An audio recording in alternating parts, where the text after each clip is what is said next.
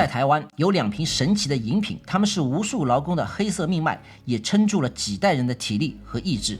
伴随着一栋栋高楼大厦的拔地而起，也见证了台湾经济崛起的黄金年代。而这一切的背后，有一场打了半个世纪的南北战争。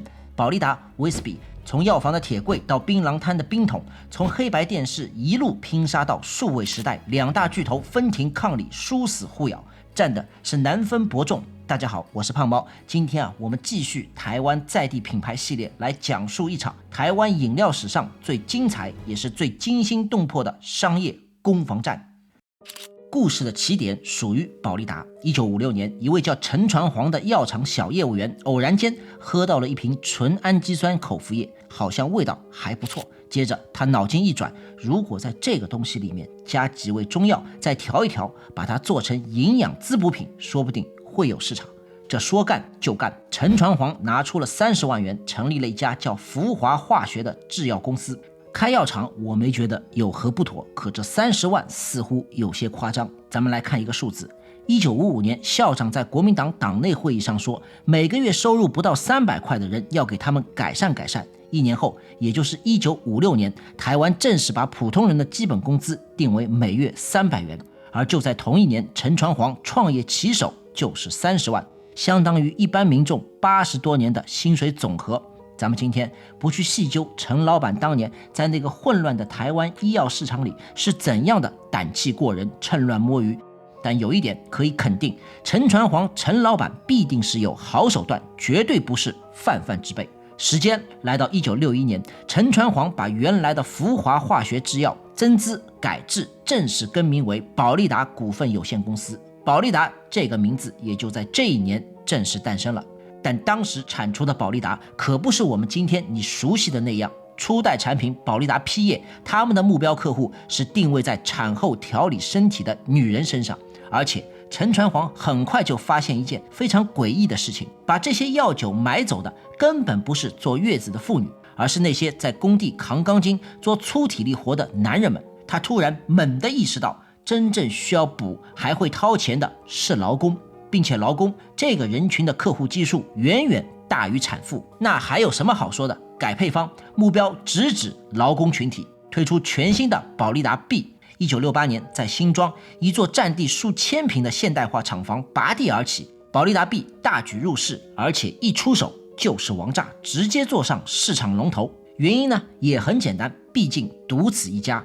在行销上，保利达还采用了极具穿透力的通路打法，除了传统药房，更是把这些瓶子直接塞进了全台星罗密布的槟榔摊。你想象一下，这也没啥问题，毕竟它们都是同一类物种，都是让人吃了就嗨起来的玩意儿。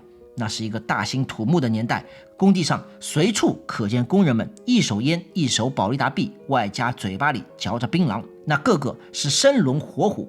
据不完全统计，巅峰时期全台湾有2万家槟榔摊和数不清的干仔店都在卖这种黑色饮料。保利达 B 朴实粗犷带着酒气的形象深深地扎入了劳工兄弟们的生活里，成为了他们每天都要来上一口的续命神仙水。但是正所谓有人的地方就有恩怨，有恩怨就有江湖，人在江湖，你想躲也躲不掉。就在保利达称王称霸一日千里之际，在南台湾的高雄，有一个人正在暗中观察着这一切，他的名字叫叶青山，三洋药品创办人。叶青山的发迹可以追溯到1960年代，那时他在高雄创立了和平制药厂，在当时的台南不过是一家不入流的中小型本土药厂，厂里主要就做2样东西，千百利和滋脑素，都是一些号称能补气强身的药物和口服液，效果怎么样，现在咱们很难评价。总之，叶青山当时只知道一件事，保利达一家把整个市场吃得连骨头都不剩下。每天劳工兄弟们提着那瓶黑色的药酒，咚咚咚咚拼命地往下灌，销量一瓶一瓶地往上窜。叶青山站在自己的小厂里，看着保利达挣钱，那是心似火烧，他急了，他眼红了。你保利达想吃独食吗？你吃得下来吗？不怕撑死吗？怎么可能？1974年，叶青山终于下定决心，孤注一掷。他明白，再不动手，就再也没有他的机会了。于是，他也推出了一款类似产品，取名威士比。有兄弟可能就要问了，那怎么一个类似法？我就这么跟你讲，是赤裸裸的全部抄袭，从包装到容量几乎就是保利达 B 的翻版，红色标签一样，深褐色玻璃瓶一样，600cc 大瓶装一模一样。叶青山他才不会和你客客气气遮遮掩掩，他是用抄袭的姿态直接向你保利达正面宣战，连中药成分都拷贝的丝毫不差。当归、人参、川芎，你保利达怎么配，我威士比就怎么来。你陈川黄能做的，老子叶青山也能做。1974年，台湾饮料界这场跨越半个世纪的纷争拉开了帷幕。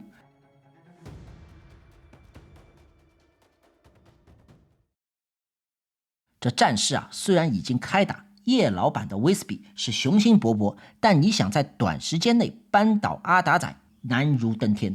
威士比毕竟是后来者，先不说保利达这3个字已经深深地烙进了劳工兄弟们的心里，光是通路这一关就足够让你威士比喝上一壶。全台湾的药房早就被保利达层层卡位，药师们一看进货单，保利达 B 认识，卖得动，来，快点放到货架上。你威士比是谁啊？一个没名气的阿比，根本就没人愿意帮你推。就这样，威士比一上市，迎来的不是掌声，而是很长一段时间的冷板凳。叶青山一看，这不行，再这样被药房挡在门外，威士比迟早会被耗死在战壕里。那怎么办？干脆正面打不进去，那就从侧翼突破，绕开通路，直接贴身肉搏。威士比静悄悄地发动了一场奇袭。他们发现保利达行销通路虽然周全缜密，但百密终有一疏。在台湾，槟榔摊虽多，药房也不少，但对每天在风沙工地里讨生活的劳工来讲，这些点位还是太远、太少、太不方便。许多工人想喝保利达，得趁着午休的间隙，冒着烈日，踩着泥浆跑出去买上一瓶。可实际上呢，他们遇到的问题是，要么买不到，要么买到之后来不及赶回来继续开工。威士比抓住了这个痛点，他不等顾客来，而是把产品直接送到顾客的手里。威士比组建了一支规模庞大的机动车队，一辆辆小货车塞满瓶装威士比，从工地到码头，从制造区到水泥厂，车子一到，业务员就跳下车，见人就递上一杯，大哥来试试看，味道跟阿达仔差不多，而且咱们的价格还便宜。这一招我跟你们讲，效果惊人。车队机动，隐蔽，速度快，就像一群在敌后的偷袭部队，在保利达的身后悄无声息地将市场一寸一寸地蚕食掉。那个时候没有电脑网络，信息咨询不发达，不像今天随便哪家商超每天的销售数据都能用电脑统计，当天就有报表。可当时的保利达总部反应哪里有那么快，是两眼一抹黑，一直没有发现。直到几个月之后，销售数据出现明显下滑，保利达这才派人前去调查。这不查不知道，一查吓一跳，原来是威士比在搞鬼。不知不觉，保利达的市场份额竟然被硬生生的啃掉了30%。消息传回总部，陈传煌当场暴跳如雷。没想到，老子创业几十载，竟然会吃这种暗亏，这梁子算是结下了。但不管怎么讲，双方的第一回合交锋在70年代末暂告段落，初步形成了南北双雄互为犄角之势。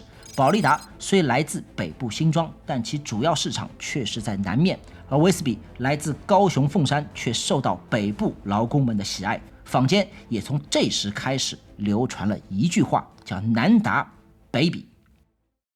进入1980年代，台湾经济全面起飞，都市建设一日千里，满街的吊车与钢筋森林，让药酒市场迎来了前所未有的爆发期。在工地现场，劳工兄弟们为了撑住高强度的体力活，把药酒是混着喝、对着喝、横着喝、竖着喝，硬是喝出了一套工地鸡尾酒。要想有气泡感，就倒入黑松沙士。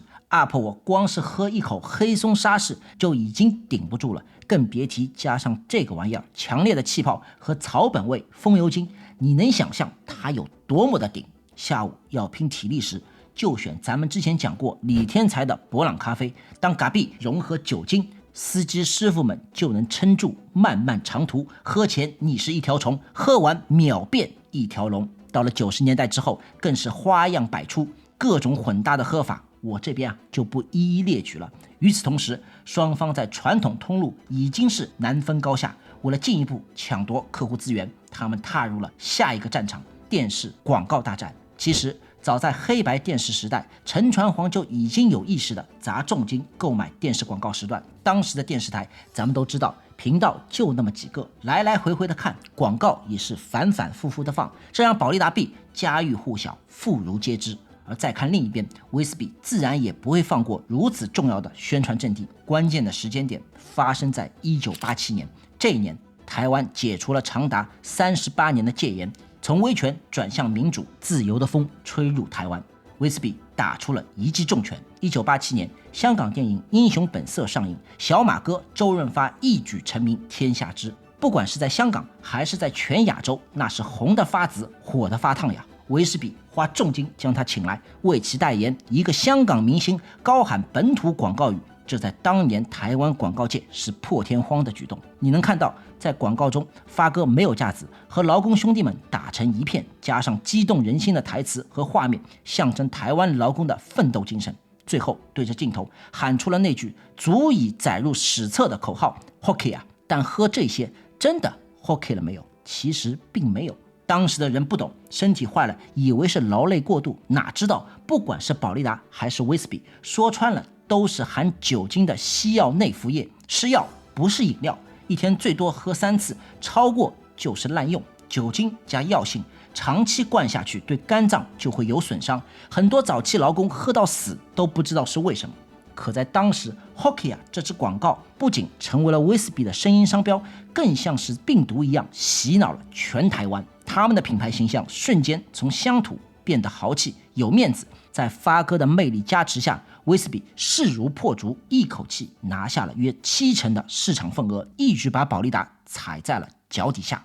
这一次兄弟们，阿达仔是真的慌了。消息传回，陈传煌犹如被人在心口狠狠地插了一刀，半天没有缓过劲来。这是他出道至今为止遇到的最大危机，他气得在办公室来回踱步，拳头握的是咯咯作响。好啊好啊，叶青山，你个老匹夫，老夫依稀记得10年前就是你派人去堵工地门口，在我的地盘上背地里捅刀子，今天咱们就新仇旧恨，好好的算上一算。他当场下令，来人，给我请比周润发更大牌的，不要谈价钱，把他请过来，我要让老匹夫看清楚谁才是这行真正的老大。你猜猜保利达最后请的是谁？功夫巨星成龙。广告里成龙手拿保利达，拳脚生风，浑身爆发力，整支片子气势如虹。但商场就是这样，时机比实力更重要，差之毫厘，失之千里。成龙拳再快，腿再狠，一线工地上劳工兄弟们的心早已被那句 Hockey 啊威斯比彻底征服，人心一旦站队就很难再拉回来。昔日的霸主阿达仔已无力回天，销量终归是救不回来了。现在失去龙头宝座，陈传煌只能是打落牙齿或血吞，但他会就这么心甘情愿束手就擒，从此一蹶不振吗？不会。江湖传言，他把行销团队关在阳明山的一个别墅里，下了死命令，想不出破局的招，谁也别想下山。憋了7天7夜之后，手下人实在是没招了，就有人去报告老板说，咱们这些凡夫俗子实在是无能为力，要不您受累，去请吴大师出山，如今也只有他老人家能救我等于水火之中。那么这位吴大师是何方神圣？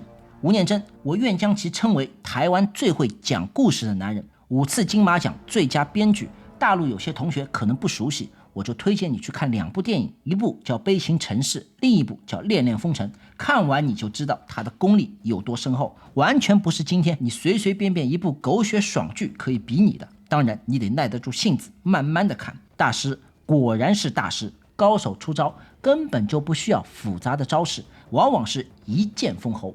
吴念真看完威斯比那些周润发的广告后，不动声色，只是淡淡的问了一旁众人，你们觉得周润发是不是劳工兄弟？他平时会喝威斯比吗？他真的了解台湾的劳工吗？答案是否定的。一语惊醒梦中人。周润发他潇洒帅气，你看他们的广告就是一个字，爽。消费者心理上是因为和明星喝着同样一款饮料而爽，但现实是什么？是周润发与劳工兄弟们在生活上永远不会有交集，两者之间是错配的，爽也是爽在外在的面子。那么我们要攻的是什么？不是面子，而是里子。用兵之道，历来是攻心为上，攻城为下。要杀人，更要诛心。在吴念真接手之前，这类药酒广告通常强调的是什么？是补气强身。吴念真深知他自己出身矿工家庭，劳动阶层最需要的不是你去教导他怎么补身体，而是被理解、被尊重。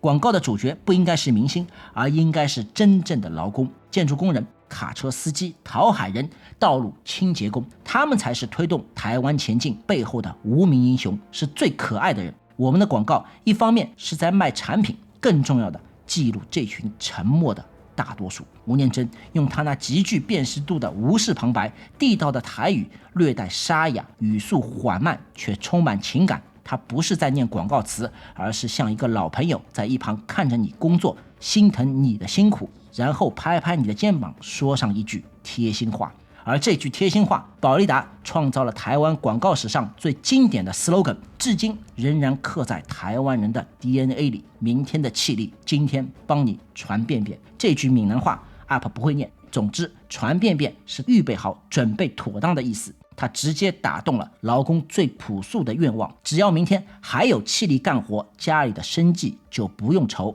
它能给你的承诺不是那些光鲜亮丽的高楼大厦、经济奇迹，而是每一个小家庭没有风浪、安稳的明天。业绩报表说明了一切，靠着这波温情攻势，保利达 B 奇迹般的止跌回升，扭转战局。到了90年代中后期，保利达 B 硬是抢回了70%市占率，把威士比重新压回了老二的位置。而这时台湾的风向变了，什么风向？政策风向。政府开始严查酒驾，工地也下了禁酒令。工人们以前习惯喝上2口保利达 B 再上工，现在却不敢喝了，因为那是药酒，会被测出来。由于陈传煌年事已高，这时的保利达由太子爷陈阳掌舵，他嗅到了危机，也看到了转机。他看到泰国红牛正大红大紫，红牛的发迹我之前节目也讲过，有兴趣的兄弟们也可以去看一下。于是陈阳拍板决定，我们也要搞一款没有酒精的提神饮料。蛮牛横空出世，那句洗脑的你累了吗瞬间引爆全台。学生考前喝，司机开车喝，上班族加班喝，蛮牛直接一战封神，单月狂销几十万箱。蛮牛在台湾功能饮料市场的市占率一度高达70%以上，至今仍然是霸主。好了，故事讲到这里也渐渐到了尾声。半个世纪过去了，他们不再是2个只会卖药酒的土老板。50年的暴力积累，现金滚现金，保利达与威士比成为了台湾商界深不可测的现金巨鳄。因为2家都没有上市，没有人知道他们到底多有钱。